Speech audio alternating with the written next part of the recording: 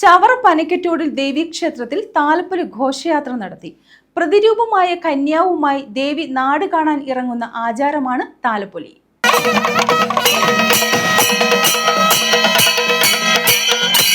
പനക്കറ്റോടിൽ ദേവീക്ഷേത്രത്തിലെ ഭഗവതിയുടെ പ്രതിരൂപമായ കന്യാവിനെയും ജീവതയായ കലമാൻ കൊമ്പിനെയും വായ്ക്കുരവയും നിറവറയും നിലവിളക്കും കാണിക്കയുമായാണ് ഭക്തർ സ്വീകരിച്ചാനയിച്ചത്. പാണന്റെ വീക്കുചണ്ടയുടെ അകമ്പടിയിൽ മൂത്താലിൽ കുടുംബാംഗം ദേവിയുടെ വടിയേന്തി നാലുകരകളിലും സഞ്ചരിച്ച് ഉത്സവം അറിയിച്ചു.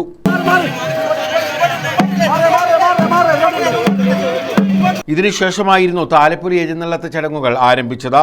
ദേവീ ചൈതന്യം കലമാൻ കൊമ്പിൽ ആവാഹിച്ച മേൽശാന്തി ഒരു വശത്ത് കന്യാവിന്റെ കരം പിടിച്ചാണ് എഴുന്നള്ളത്ത് പുറപ്പെട്ടത്. തെക്കുംഭാഗം നടുവത്തുചേരി, വടക്കുംഭാഗം മാലിഭാഗം കരകളിലൂടെ ദേശരക്ഷാർത്ഥം നടത്തിയ ദേവിയുടെ ഊരുചുറ്റലിനെ അനുസ്മരിക്കുന്ന എഴുന്നള്ളത്തിന് ഭക്തിനിർഭരമായ വരവേൽപ്പാണ് ലഭിച്ചത്. പൊന്നോടിൽ അഴകത്ത്, കുളങ്ങരവെളി, ദേവീപീഠം, പള്ളത്താജത്ത്, ചാവടി എന്നീ വിശ്രമ സങ്കേതങ്ങളിൽ ഉൾപ്പെടെ വിദൂരങ്ങളിൽ നിന്നെത്തിയ ഭക്തരും ഉത്സവപ്രേമികളും കന്യാവിനെ ദർശിച്ചു.